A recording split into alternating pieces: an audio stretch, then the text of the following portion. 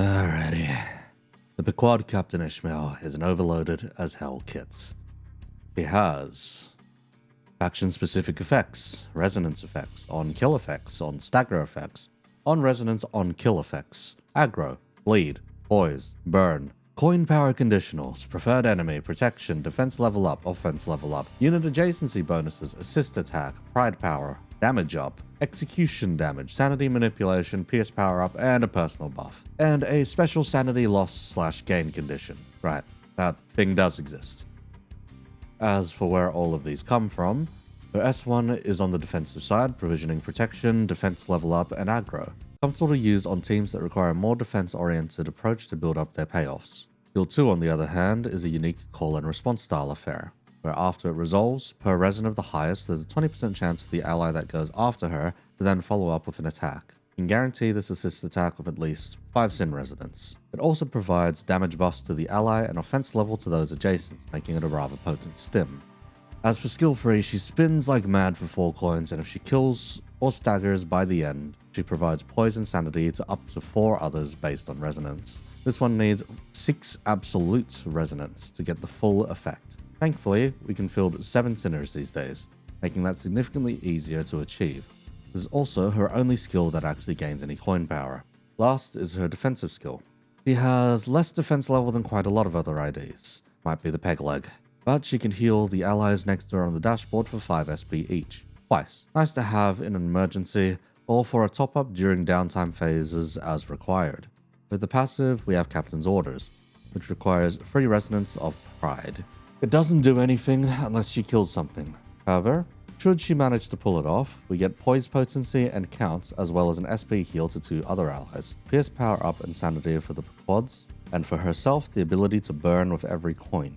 For sanity purposes, she actually doesn't mind seeing her allies die.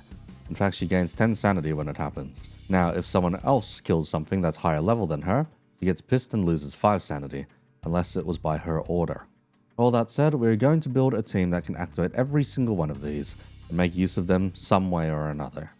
Despite how ridiculous her kit is, she's actually not a particularly amazing combatant herself. Outside of MD, she is far from a one-man army. Instead, she is one of the single best buff support units in the game. Almost everything listed above does not apply to her personally, but instead applies to her allies.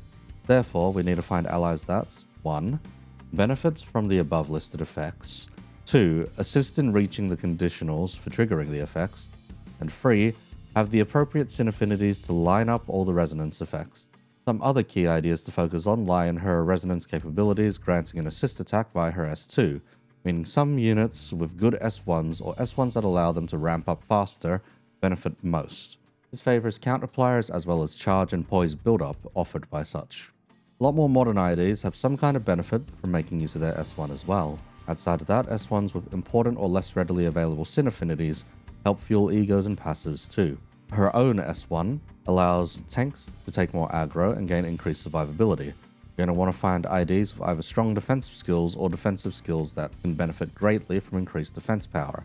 That, and if they match the main sin affinity that we're after, we'll have an easier time assembling resonance chains. Lastly, her S3 targets more allies with its buffs, based on the highest absolute resonance on the board. This caps out at 4, meaning so long as we get a full resonance going, we should be golden to get the skill up and running. That said, the skill itself does need to land a staggering or death blow to see its full benefits come to life. To that end, for our deck building, we're going to need to pick a sin affinity as our secondary basis. Considering that our star this time is Pequod Captain Ishmael, we should realistically explore the sins of Envy, Pride, and Wrath, as these 3 come with her kit. While the others are still available to us, the lack of Gluttony, Lust, Gloom, and Sloth in her base kit make it harder to justify, since she would effectively brick the resonance if she is not at the extreme end of either range of speeds. Couple that and the fact a good chunk of her kit is contingent on whomst is adjacent to her, and the aforementioned 4 sin affinities become increasingly less ideal. To that end, let's look at the kinds of things provisioned by each of the affinities we can base around. The Wrath Resonance team is centered around burn IDs for the most part. Many of the IDs that fit nicely on Wrath have shown up on this channel at some point or another. That being said, not many of them see amazing returns from Captain Ishmael. Regardless, IDs to look out for in Wrath Resonance are Liu Yi Sang, LC Faust, Think East Don, Liu Gregor, Liu Rodion, and Firefist Gregor. The main appeal here would be the sanity battery offered by Liu Yi Sang, as well as the easy to handle and straightforward burn conditionals available to the rest of the cast. A good chunk of the team are Liu fixers after all. They're supposed to be, good at group combat and all that. We can make use of about half her kits on a RAF Resonance team. She's not the worst to be placed on one, however, I think we can do better. Next would be a Pride Resonance team. Most of the IDs centered around Pride can also be found sporting poise. To this end, we can provide some modicum of poise through her passive, since so long as she lands the finishing blow on an enemy, the team receives poise. She also awards poise on kill with her S3, showering 4 other team members with poise and SP. Plus, we can do some funny double dipping with Pride. As long as a Pride Resonance of 3 can be achieved outside of Captain Ishmael, if her S3 manages to kill an enemy, we get both the benefits of the Captain's orders and her S3. This causes a sudden spike of 17 SP and an ungodly amount of poise and poise count to be dealt out to the rest of the team. Plus, who may see the benefits of such a build? Well, the easy answers are any part of the Blade lineage, and of course her own Pequod crewmates. Couple this with Gimsalt's own resonance benefits, and we're a formidable contender for the topic of today's video. However, the last hat to throw into the ring I find to be the most compelling by far. Envy has a ridiculous amount of options. Quite a few of the IDs here are also based around securing an Envy resonance to function to their fullest. Unfortunately, this is also Captain Ish's S1. While she'll be able to line up the chains far easier with Envy as the basis, the stronger parts of her kit will feel a little hamstringed in comparison. That is until you realize that most of the conditionals are not looking for absolute resonance, but only regular resonances. Resonances that she doesn't necessarily have to be a part of either, since Envy has a stupid amount of IDs that either rock Envy defense skills or hugely benefits from securing resonances. This will be our go-to choice for the build. Couple all of that with the easy to fuel egos that hugely benefit from Envy Resonance teams, and we have a winner. Unfortunately, there's a very specific downside here. A lot of the better Envy IDs are charge IDs. While they're not all outright hostile to one another, we are going to have to pick and choose some favorites to make things function. That being said, I believe Envy to be by far the most flexible of all of them. We don't necessarily have all too many staples. If I had to name just one fella that I believe has to be on the team no matter what, that would be Middle Sinclair. This needlessly buffed twink benefits greatly from Envy resonance chains. S2 and S3 gain offense level based on resonance, doubling in effect should it be an absolute resonance. This bloody stacks up on top of the regular benefits of Resonance 2, dimming this twink up beyond belief. Arguably, we should include some of the other middle IDs too, but I'll cover those when they come up for each individual sinner, since there's a lot of options here that I'm going to need to cover before selecting my personal favorites. Anyhow, the most unique part of Middle Sinclair is the way that his defensive skill functions. Should Envy A Resonance hit certain thresholds, instead of a generic counter, he instead uses S2 at 4 resin and S3 at 6 resin. If you recall, Captain Ish's S1 applies defense level, so that thing is getting souped up to an insane extent should she be involved in that A resin as well. Cutting to all of that, and we get his passive proccing off of an exceedingly cheap free Envy resources. This passive places vendetta marks on opponents that land hits on him and other IDs. With the increasingly common advent of unbreakable coins, this is quite an easy condition to fulfill now. Upon striking a target with these stacks, he converts them into Book of Vengeance stacks, racking up his damage and clashing significantly. All that to say, the middle little brother Sinclair meets every last one of the conditionals we're after. Alright, and his S1 gives him some SP back. The assist attack nets us gluttony resources as well as some SP for the fella. If the target happens to have marks, more vengeance stacks too. His was one of the meatiest to discuss out of the frontliners, thus we arrive at one of the least meaty, Faust, who has 2 appealing options. One of them is Encorp Faust, the other is MultiCrack Faust. Encorp Faust provides sanity heals, an NVS1, blunt and pierce damage ups, and of course some bleed support with nails. Now, if we are trying to make a bleed lust team, it would be a no-brainer. But to get the most out of her kit, she needs to do some counterintuitive things to our needs. 1. She needs to achieve a lust resonance of 4 to proc whistles for her SP healing. This takes 4 slots away from us that could be going towards other resonances, which is not ideal. On top of that, the damage buff conditionals need her to land a kill for lesser bonuses than we'd receive giving Captain Ishmael that kill. Plus, her inclusion would give rise to infighting for best use case scenarios. It is a bit of a shame though, since apparently Gaze is one of the only sources of multiplicative damage in Limbus Company. Regardless, as we aren't strictly here for bleed either, we'll be exploring our other option in MultiCrack Faust. First off, she is rather self-sufficient as she is a charge ID. Airdropping her into any composition works perfectly fine. She doesn't strictly need synergies to work, but in this particular case she provides us a very reliable source of envy. Her defense skill is an envy skill. Costs at any time in which we need an envy resin to function or activate our conditionals, we can substitute any of her other skills with a defensive skill to provide it on demand. Aside from that, she can fuel Fluid Sac by herself, which is an amazing upside due to the available healing and SP. She also has access to Hex now, giving us access to Envy Fragility, Nails, Curse, and Pierce Fragility at bargain bin prices, needing only 6 Envy to execute and 9 to overclock, that of which we will have in abundant supply. As for her S1, it isn't the sort that provides us anything crazy unique. However, it does give us Lust resources, of which due to a lot of my later picks, will be a little on the scarcer side. Captain Ishmael's assist attack will thus allow us to speed up Lust's resource generation, should she be chosen as the assist attacker. Next, we have our token Pequod member. We are going to make use of Pequod first mate Yi Sang.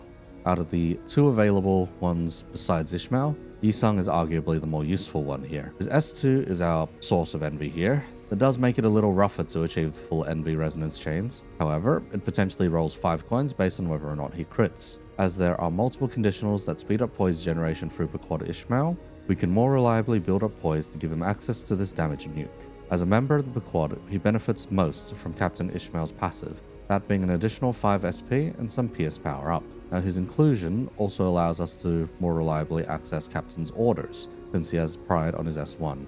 He will more likely than not be the one helping Ishmael trigger a passive skill. S1 also has some nice benefits tied to them, most notably inflicting bind for the next turn as well as upping his poise count. Another thing to consider with Yi Sang here is his access to fell bullets. Most of the IDs I'm picking for frontlining are PS fatal. To boot, a good chunk of them have ways of also making themselves pride fatal through easily fueled egos. From here, I'll be detailing if the ID is a good fell bullet target as well, but for the previous aforementioned 2, Middle Sinclair is PS Fatal and Pride Fatal. The only ego he'd touch is Hex now, which turns him into a Pride Neutral unfortunately. But since most of Sinclair's power budget is centered around his IDs, it isn't the most likely to come out. In comparison, MultiCrack Faust is PS Fatal and gains Pride Fatality on both of her most commonly used egos here, those being Hex now and Fluid Sac, making both of these IDs convincing targets should either of them be at risk of death. With 4 IDs now on the field, I'd like to talk about our first package deal. This will be the W-Core package. There is one ID here that will remain stable to our game plan, while the other will be substituted in according to our needs. First up is our staple, that being W-Corp L4 Cleanup Agent CCA Heathcliff. Yes, we are taking him over Pequod Heathcliff. While Pequod Heathcliff has 2 skills of Envy Affinity, they are his S2 and S3, meaning only half of his kit makes up for our needs. While he then also gains the Pequod bonuses and benefits more greatly from poise. He loses out due to one simple factor. His defense skill is not Envy. Now shiny new Heathcliff has just that, an on-demand Envy solution. He will also be our tankiest ID by far, with a huge variety of survivability options, as well as shielding and very reliable access to his S3, that of which is also Envy. Inside of this team, he will be abusing his Envy skills, but also using his other skills to generate ego resources for us. Anyhow, his most notable and defining feature here will be his defensive skill. It's a clashable guard that gives him a unique status effect that renders him immobile for a range of benefits on the immobile turn, as well as the following turn after. Particularly strong is removing his first stagger threshold, as this will prevent him from getting stagger looped. In Envy Res with Captain Ishmael, he'll receive the full brunt of the aggro stacks from her S1's Resonance, as well as, provided an A Reson of 4+, receive a stack of protection, further increasing his durability. His orb guarantees his ability to tank for that turn. Essentially, this guy is built like a brick shithouse, and we are going to abuse the ever-living fuck out of that fact. Alright, he also hits really hard with his S3 once it's built up. Once it is, it's an unbreakable too. We'll get to him one of these days. I really like this dude. Aside from that, all 4 of the egos we're using with him are exceedingly good. Body Sack gives him a range of strong benefits, with the passive allowing him to double dip whenever Ishmael scores a kill. Aside from that, AEDD allows him to go faster for a turn, as well as providing even more tankiness via the consumption of charge. Strangely, that does benefit him, as having less charge count will allow us to access Overloaded more often. Past there is Telepole. This thing is a huge second turn play or an exceedingly good charge battery being boosted up by Envy Resin and leaving behind a passive that also benefits from Envy Resin. Last but not least, in any definition of the term, we've got Binds. Aside from this, E.G.O have included me in entirely about how on the nose some of Limbus's references to the media they draw inspiration from is. See the phrase "man is born free and everywhere he is in chains" by Jean-Jacques Rousseau. This E.G.O turns resonance teams up to 11 and beyond, specifically because of the passive effect. So long as Heathcliff is part of the NV resin on a given turn, and he sure as heck will be, all allies that are part of that chain are getting free offense level and free defense level. Considering we'll be hitting an A resin of NV quite often, we can upgrade that further to a 5 offense level and 5 defense level.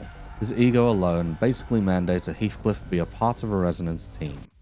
Anyhow, for the not as essential second half of this package, we have W Corp L3 Cleanup Captain, Outis. First off, she provides a source of pride for her S1. We'll be abusing this for Captain's orders, where appropriate, as well as using the additional pride generated to fuel E.G.O and passives. Past there, she has an NBS2 that allows us to provide charge barrier to allies, as well as inflict bind. Lastly, to bring everything all together, she has access to the load status. This boosts the damage of any charge ID, and she applies it based on resin. As we can get a bit of gloom resin going with our selected IDs so far, we can even fuel its conditionals that way instead of strictly during NV resonance turns. Aside from that though, she's going to be our first optional ID to bench depending on what permutation of this build we decide to use. Yes, there are multiple. I'll be going over that later. The support skill is quite straightforward. At a 4 res of Envy, we buff damage done by charge IDs. We're going to have a few more of those, just you wait. Last to cover about these fellas is of course their fell bullet vulnerability. While both of them are pierce fatal, Heathcliff is unlikely to die, and both of them can only lower their pride to neutral, making them the less ideal candidates for fell bullets, but still possible targets if required, unless we specifically swap Outis over to Ebony Stem instead of Dimension Shredder.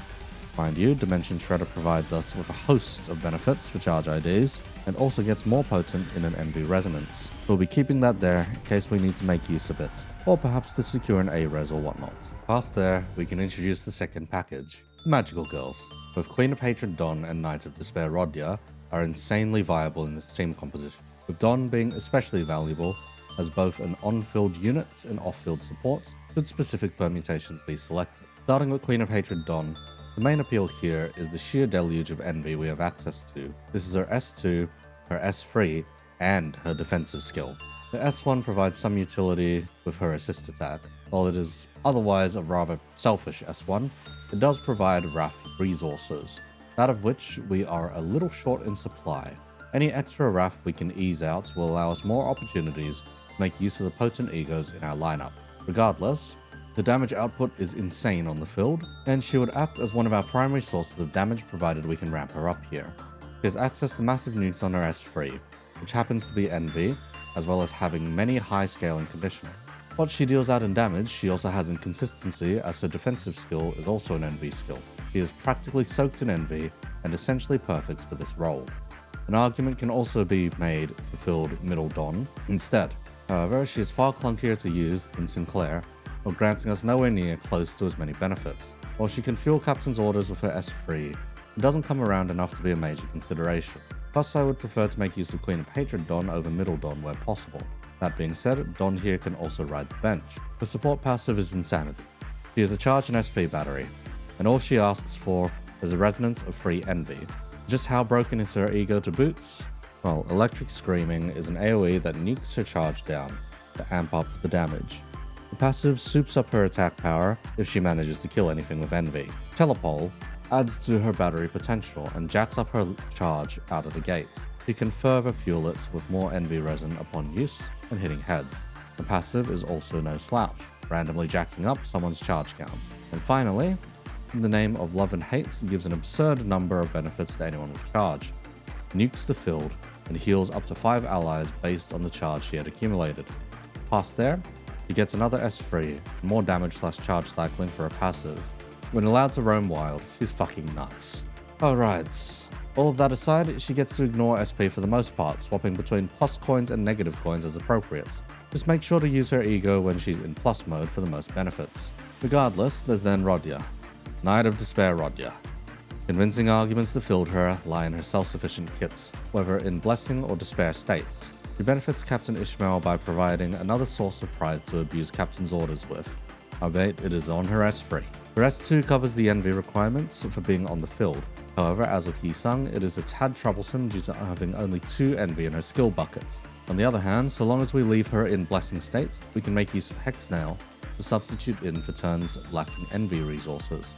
Hex Nail also grants a passive that deals out more curse to enemies when either Rodion or her allies are hit, thus giving both Sinclair and Heathcliff benefits to tanking damage when required.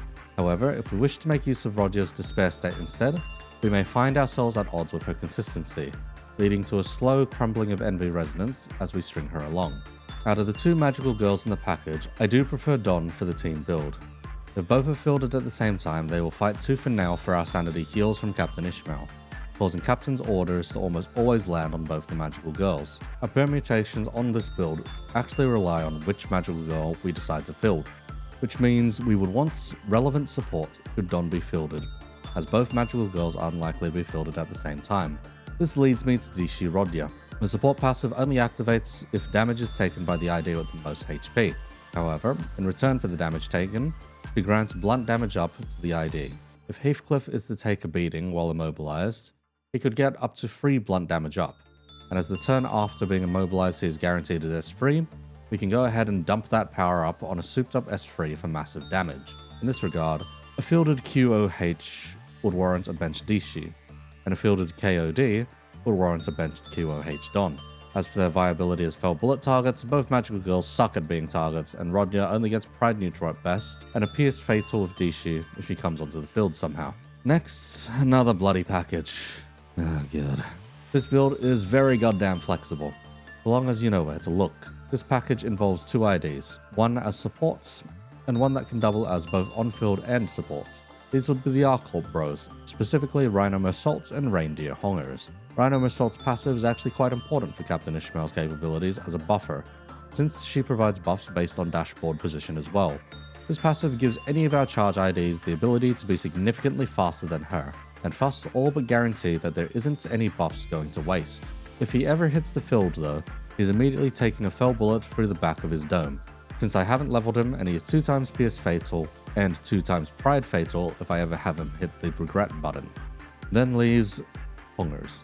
Off-field, he generically provides more damage to charge IDs, for envy resources to boot. Happy days. But on-field, he can be a bit of a monster as we require it. First off, he's real consistent for envy, sporting an envy defense skill as well as an envy S2. It's a bit odd for Hongers, because what has he to be envious about?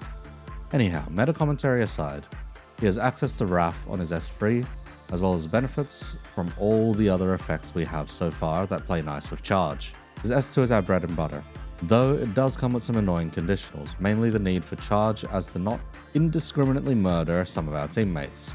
For some of our IDs, it is okay for him to shoot them, specifically Heathcliff, as when he takes damage it will actually grant him Rodion's support passive, which is a bit of a bonus and funny tech. It is however unlikely to actually happen. Instead we do need to pray that he doesn't shoot Sinclair when we also slot a counter in for him. Otherwise we are in for a world of hurts. Anyhow, the main benefit here is going to be his ability to raise the stagger threshold for us. It will make it easier for Ishmael to hit a stagger of her S3 and thus grant a host of buffs, and also benefits to the team. Aside from that, he is Pierce Fatal and can become Pride Fatal should we ever hit that Roseate Desire button. While he may eventually be a troublemaker for us, at least he'll be a consistent troublemaker.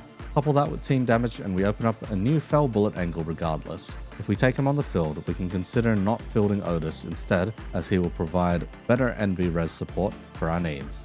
Anyhow, we've 2 sinners left to speak about. First, we'll go with the one that can debatably be fielded, Red Eyes and Penitence Ryoushu. She's charged, does bleed, and has an envy S1. Why wouldn't we use her? Well, the S1 is far from a guarantee that she'll be in our resonance chains, only holding up half her kit, and it's the weaker half of her kit to boot. She does provide us some lust instead, but is it enough for us to consider? Not exactly. Ryoshu's E.G.Os are all rather nice, on-demand fragility, bind, poise, and even a metric shit ton of E.G.O resources, but alas it performs far better on a lust resonance team. If she comes onto field however, it isn't a total loss. I just wish she could contribute more consistently than the others. If we ever comes a pure charge, she may be one of the first to get slotted in. Heck, if we weren't adamant on using a Pequod member, we'd possibly take Yi Sang slots. But alas, bench riding or flying in from the chain, she will have to be. Instead we're going to abuse her support passive. Free envy res. We get a dip of sanity and healing. Not too notable, just kinda nice. Now we could argue a little for Eyes Ryoushu. Throw in someone to assist with bleed support. Get Envy and Wrath too. But again, better prosperity and a lust to Resin team. Nothing against you, Ryoushu, there are just more appetizing options here for our game plan. That being said, she can make for a fantastic Fell Bullet target, with running her Lobcorp version and using any of the Spider Butt E.G.Os, since she'll be at Fatal, Pierce, and Pride resistances both. You can take it easy once again. We'll give you a nice build one of these days, but today is not that day. Last is Gregor. He's played a single role on all of my videos thus far. That has been screaming into the microphone as he burns everything to ashes. Today, he gets to ride the bench. Linton Gregor gives us a passive that can benefit a few of our IDs, at least the ones with Gloom. His support is more of a priority if we are running Knights of Despair Rodion, otherwise he may be better suited as Twin Hook. As Twin Hook, he's specifically beneficial to Pequod Yi Sang, as should Relentless Stabbing finish someone off, he's getting more poise to utilize with the next one. Likewise, if Ishmael happens to have more poise than Yi Sang, she can profit as well. All that being said, he may be riding the bench, but that doesn't make him immune to the bullet assessment. Linton makes for a fantastic target so long as we use either Lantern or Christmas Nightmare. The Twin Hook Pirate though, not as good with his pierce neutrality. With all of the sinners out of the way, let's talk about permutations. If we want all of Ishmael's kit to function, we must take Yi Sang, and at least one other identity with Pride Affinity in their skills. Otherwise, Captain's orders cannot be used in focused encounters. However, if it is unfocused encounters, we only need Yi Sang to act as a Pequod bot and Pride Monkey. This gives us a few different permutations to run, with my favorite probably being the following: Captain Ishmael, Pequod Yi Sang, MultiCrack Faust, W-Corp Heathcliff, Middle Sinclair, Knights of Despair Rodion, and R-Corp Honglu. While all of this just looks like a weird charge team, it does manage to capitalize on pretty much all of Captain Ishmael's capabilities. When it comes to that laundry list from earlier, faction-specific effects are covered by Yi Sang. He gets the benefit from all of the Pequod's effects. Resonance effects are utilized by everyone with Envy. In this case, it's the entire squad. Heathcliff benefits most from the aggro and protection provided in her S1. On kill effects, everyone can benefit from the SP gain. The poise gain less so, but a chance to crit in charge isn't so bad to increase damage further. On stagger effects, R-Corp Hongers helps her achieve these by upping enemy stagger thresholds, making it easier to achieve her S3 conditional. If he staggers a target instead, he could finish it off anyway. Resonance on kill effects, as with the above. The Envy resonance is strong enough, allowing us to provision a 6A res even without Ishmael to participate in it. Aggro. Heathcliff benefits greatly, as the Sinclair were required. Bleed. Sinclair and Yi Sang both provide sources of bleed. Yi Sang's S3 can provide quite a lot of counts so long as it manages to crit. Poise. Yi Sang once again benefits, as does everyone else from a chance to crit. Burn. While there isn't really anything strictly benefiting from burn, it is still doing damage even without directly interacting with it. If I must though, then Artistar Blossom's passive interacts here, making it self-sufficient burn. Coin power conditionals. Between Yi Sang's S3, her own bleed application, and Sinclair's bleed application, reaching 10 bleed is possible, just not particularly guaranteed. Preferred enemy. You can fight some lake entities, the composition matters not. Protection. Heathcliff tanks better, even when immobilized thanks to the added protection. Defense level up. Everyone's defensive skills become more usable, notably Heathcliff and Sinclair though. Offense level up. We've fixed the adjacency issues by using Rhino Meursault. While it's not perfect, as it'll still roll, if Heathcliff body sacks, then it's all but a guarantee. Unit adjacency bonuses. Likewise with the previous, we've now got a way of fixing someone else's position, as to not make Ishmael the fastest. Assist attack. A lot of S1s benefit from being used in this team, either for resource generation, charge generation, or some kind of special effects like sanity gain or bind. Pride power up. We have 2 SDs that can make use of having more pride damage. It could potentially act as fell bullet fuel, which would be funny to witness. Damage up. No one could hate having some damage up to take home. Preferably, none of it is going to waste too. Execution damage. This one prophesizes itself. Not that we can't help it along with the hard hitters we've brought along with us. Sanity manipulation. If we keep using E.G.Os, we're going to want sanity back. Regardless, everyone benefits well from snowballing sanity. We can also keep Dawn in her positive state a little better. Pierce power up. Just Yi Sang. More power for the fell bullet. And a personal buff. Overheated gas harpoon plays with Artistar. We'll leave it at that. And that, my friends, is full beneficial coverage of her entire fucking kit. Now to talk about potential allowances with the composition. First off, in an unfocused encounter, we can give either her or Yi Sang the number 1 slots, and they'll be able to make use of Captain's orders from turn 2 onwards. Since we're unlikely to kill anything on turn 1 anyway, this is perfectly fine in all honesty. It does mean we can drop the need for a third Pride ID on the team, the guaranteed possible usage of Captain's orders. With that in mind, for unfocused encounters, I dropped Kodya and Linton, bringing back both Dishi Rodion and Pirate Gregor, instead opting to field Queen of Hatred Dawn. Now, we have an ungodly amount of damage in the team, and Chaff Clear, with the slightly less consistent ability to give ourselves free Resin of Pride for Captain's orders. This one is now my favourite composition to make use of while utilising Captain Ishmael, an exceedingly reliable bunch for Envy Resonance, and plenty of disgusting damage to boot. Now, despite how complicated all of that was, the play pattern here is rather too straightforward. We're playing Bejeweled, but with gems stacked entirely in our favour. We are, however, going to have on-turns and off-turns. An on-turn is where we can push the advantage and slam a full row of Envy Resonance. We'll be hitting hard, activating many resonance effects, and doing some hand fixing where possible. This means that we're searching for any way to paint the dashboard purple. If there's a way of proccing middle Sinclair's 4+ or 6+ A resin counter, we'll go ahead with that. Otherwise, we're shoving in as much purple through defensive skills where possible. The two to watch out for in this composition are just Yi Sang and Ishmael themselves, as they'll be the ones that can inform whether or not we'll achieve a full resonance chain. As for off turns, we use these to generate E.G.O resources when we can't properly paint the board purple. Here, we can also slot in any off-color E.G.Os we have the potential use for, whether those be things like Binds or Fluid Sac, or even Artist Star, Blind Obsession, or most jank of all, Fell Bullet. We can make use of the off-colors to proc Captain's orders should we see an angle for Ishmael to kill something and spread the order bonuses around. Now, as for turns that are a hybrid in between, we want to be able to fulfill Captain Ishmael's needs. If we have an angle to kill or stagger with our S3, while also having high absolute resonance count on the board, we could net up to 4 other allies a sanity and poise buff with ease. Past that, we can also make use of semi-resonance to guarantee our assist attack. We don't always need a resin to paint the board purple. We make use of smaller groups of resonance to either trickle the effects down, or proc smaller, less potent versions of the effects like Sinclair's counter. Anyhow, once enough resources have been generated, there are a few E.G.Os we want to prioritize in order to cement our sanity lead.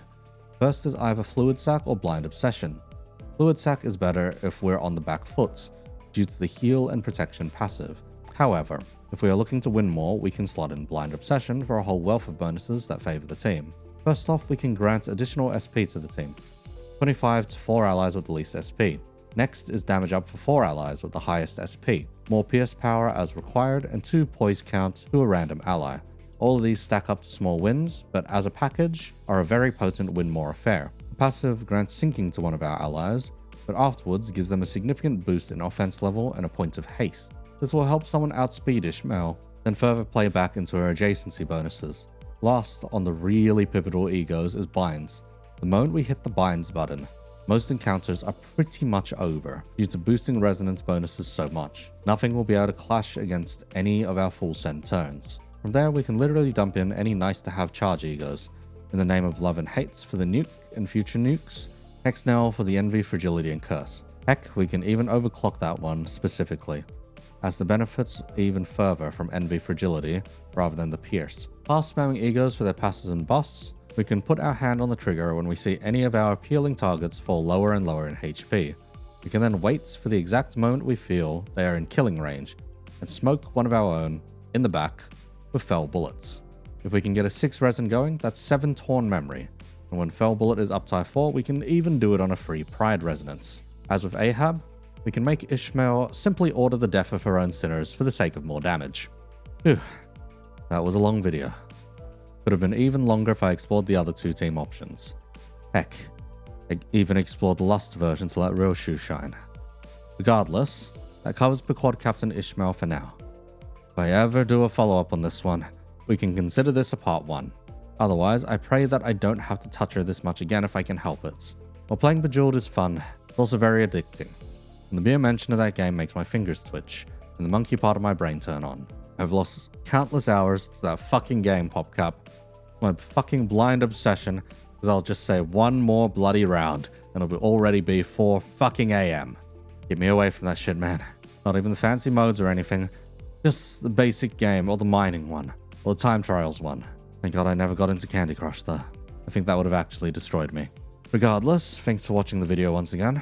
First one to find all the bejeweled jewels I've littered in the video gets to pick an idea for me to queue up on the list to cover. As in the previous video, we've got CCA lined up, and Lord Hongers. Though you can see CCA in action from time to time throughout this video, aside from those two viewer suggestions, I've got Fell Bullets and Sun Shower coming up in that order. So if you don't mind, go like the video and subscribe if you haven't already. I'll be taking tomorrow off. Maybe the day after too. We'll see.